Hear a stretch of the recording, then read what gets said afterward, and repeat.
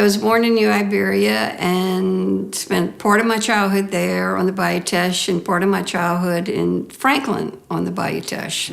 I definitely feel like I'm capturing with my photography the sugarcane harvesting.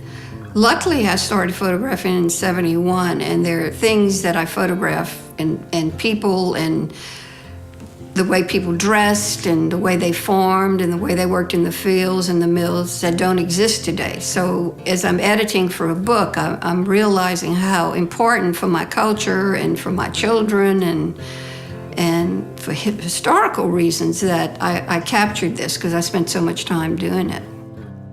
I look through each negative like this. This is a cypress tree that I've been photographing for years, and you can see the top has been struck by lightning. It was much taller, and this was the last day of harvesting. You can see that the mill's still running. It's running the last batch of sugar.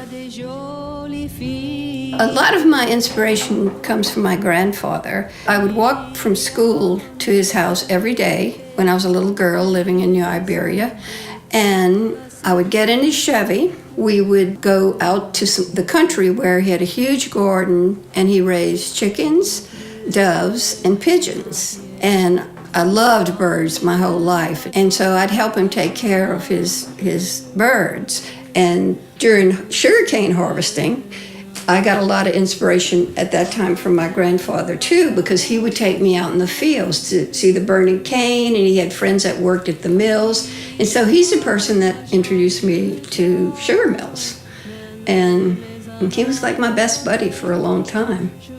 What I love about being here, because I have lived away for a while, is that people in this area tend to be more emotional and more sensuous. There's a greater appreciation for food and dancing and music, and just that I've never experienced anywhere else.